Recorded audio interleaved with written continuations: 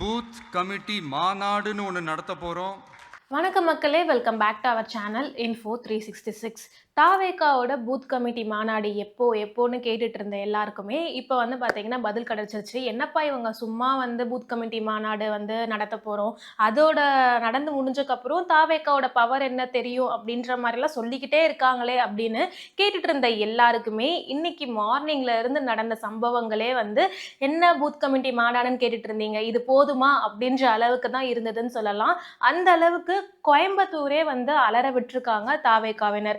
ஆனா தாவேகாவோட முதல் booth committee மாநாடு கோயம்புத்தூர்ல நடக்கணும் அப்படின்னு விஜய் அவர்கள் முடிவெடுத்ததுக்கான காரணங்கள் என்னவா இருக்கும் அப்படின்றது பல பேரோட கேள்வியா இருக்கலாம். அந்த கேள்விக்கான பதில் தான் இந்த வீடியோல நம்ம டீடைல்டா பார்க்க போறோம். இது இன்ஃபோ 366.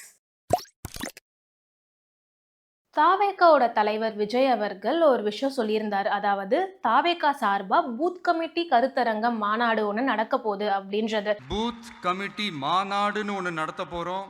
அந்த ஒரு மாநாடு நடந்தக்கப்புறம் தாவேகாவோட பவர் தமிழ்நாட்டில் என்னவா இருக்கு அப்படின்றது பவர்ஃபுல்லாக ப்ரூவ் ஆகும் அப்படின்னு ரொம்ப ஸ்ட்ராங்காக வந்து பேசியிருந்தாரு. அதுக்கு அவர் பேசினக்கப்புறம் அது என்னடா பூத் கமிட்டி மாநாடு அப்படின்ற மாதிரிலாம் நிறைய பேருக்கு கேள்விகள் வந்திருக்கும். அதுக்கான வீடியோஸ் தான் நம்ம ப்ரீவியஸாகவே வந்து எக்ஸ்பிளைன் பண்ணியிருப்போம். ஆனால் அவர் வந்து இந்த பூத் கமிட்டி மாநாடை 5 மண்டலங்களாக தமிழகத்தில் வந்து நடத்த இருக்காரு. அதோட ஃபர்ஸ்ட் கருத்தரங்கம் தான் இன்னைக்கு நாளைக்கு வந்து கோயம்புத்தூர்ல வந்து நடக்க இருக்கு. ஆனா அவர் கோயம்புத்தூரை முதல்ல, அதாவது மேற்கு மண்டலத்தை எதுக்காக முதல்ல வந்து சூஸ் பண்ணாரு அப்படின்ற கேள்விக்கு பின்னாடி என்ன பதில் இருக்குன்னு பாத்தீங்கன்னா, மேற்கு மண்டலத்தை பொறுத்த வரைக்கும் ஏடிஎம்கே அண்ட் பிஜேபி இவங்களோட ஆதிக்கம் அங்க அதிகமா இருக்கு. ஏன்னா அவங்க ஆல்ரெடி மேற்கு மண்டலத்துல ரொம்பவே ஸ்ட்ராங்கான கட்சிகளா இருக்காங்க. அதனாலதான் இப்ப டிஎம்கேவும் வந்து பாத்தீங்கன்னா மேற்கு மண்டலத்துல அவங்களோட ஆதிக்கத்தை செலுத்தணும் அப்படின்றதுக்காக அங்கேயுமே நிறைய வேலைகளை வந்து பார்த்துக்கிட்டு இருக்காங்க. ஸோ ஆல்ரெடி மேற்கு மண்டலம் அப்படின்றது அரசியல்ல ஒரு பரபரப்பான ஒரு விஷயத்தை வந்து மேற்கொண்டுட்டு இருக்கனால அங்க தாவேகாவும் வந்து ஒரு பவர்ஃபுல்லான இடத்துல வரணும்.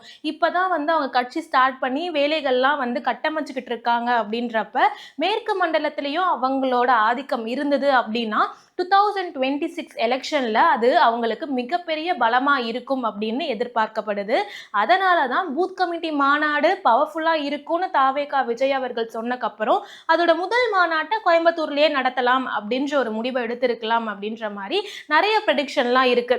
அதுக்கு ஏத்த மாதிரி பூத் கமிட்டி மாநாடுல அவங்களோட பேச்சு வந்து பாத்தீங்கன்னா இவங்களோட பவர் தெரியறதுக்கு முன்னாடியே கோயம்புத்தூர்ல அவர் வந்து இறங்கறதுக்கு முன்னாடி, அதாவது தாவேகா தலைவர் விஜய் அவர்கள் கோயம்புத்தூர் ஏர்போர்ட்டுக்கு வரத்துக்கு முன்னாடியே அங்க டிவிகேவோட தொண்டர்கள் எல்லாருமே கோயம்புத்தூரே சம்பிக்க வச்சுட்டாங்கன்னு சொல்லலாம். ஏன்னா அந்த அளவுக்கு க்ரௌடை யாருமே எக்ஸ்பெக்ட் பண்ணியிருக்க மாட்டாங்க.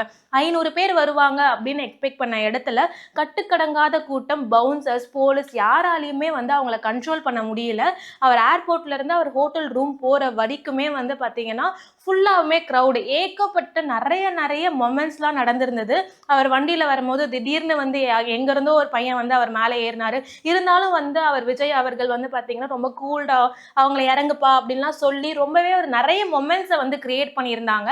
இந்த தாவேகாவோட பூத் கமிட்டி மாநாடு நடக்கிறதுக்கு முன்னாடியே கோயம்புத்தூர்ல வந்து மேற்கு மண்டலத்துல தாவேகாவோட பவரை ப்ரூவ் பண்ணிட்டாங்க அப்படின்ற மாதிரிலாம் நிறைய பேர் வந்து கருத்துக்கள் சொல்லிட்டு இருக்காங்க. அது மட்டும் இல்லாம எல்லாரோட எதிர்பார்ப்புமே இந்த பூத் கமிட்டி கருத்தரங்கத்துல என்ன மாதிரி முக்கியமான முடிவுகள் எடுக்க போறாங்க, அந்த முடிவுகள் அவங்களோட 2026 எலெக்ஷன்ல வந்து பாத்தீங்கன்னா என்ன மாதிரி மாற்றங்களை தாவேகாக்கு பவர்ஃபுல்லா கொடுக்கும் அப்படின்றது தான் இந்த கருத்தரங்கம் வந்து அவங்களுக்கு வந்து யூஸ்ஃபுல்லா இருக்க போதா, தமிழ்நாடு மக்களுக்கு அவங்க என்ன பண்ண போறாங்க இந்த பூத் கமிட்டி மாநாடை வச்சு எலெக்ஷன் டைம்ல அப்படின்றதெல்லாம் மிகப்பெரிய எதிர்பார்ப்புகளை கிளப்பி இருக்கு. ஸோ இந்த ஒரு கருத்தரங்கத்துல தலைவர், அதாவது தாவேகாவோட தலைவர் விஜய் அவர்களோட ஸ்பீச்சுமே மிகப்பெரிய எதிர்பார்ப்பை கிரியேட் பண்ணியிருக்கு. ஏன்னா அவர் வந்து வழக்கமா ரீசன்ட் டைம்ஸ்ல அவரோட ஸ்பீச்சஸ் எல்லாமே ரொம்பவே ஆவேசமா டிஎம்கேவையும் சென்ட்ரல் கவர்மெண்ட்டையுமே வந்து டைரக்ட் அட்டாக் பண்ற மாதிரி இருந்துட்டு இருக்கனால இந்த ஒரு பூத் கமிட்டி மாநாடோட ஸ்பீச்சுமே மிகப்பெரிய எதிர்பார்ப்பை கிரியேட் பண்ணியிருக்கு. நீங்க இந்த பூத் கமிட்டி மாநாடு அப்படின்றது தாவேகாக்கு உண்மையாவே ஒரு பவர்ஃபுல்லான டூலா மாறுமா, இல்ல அதுவே அவங்களுக்கு வந்து டிராபேக்கா மாறும் அப்படின்னு நினைக்கிறீங்க அப்படின்றதெல்லாம் கமெண்ட் பாக்ஸ்ல ஷேர் பண்ணுங்க. இந்த மாதிரி ரெகுலரான இன்ஃபர்மேட்டிவான வீடியோஸ்க்கு மறக்காம Info 366 சப்ஸ்கிரைப் பண்ணிக்கோங்க.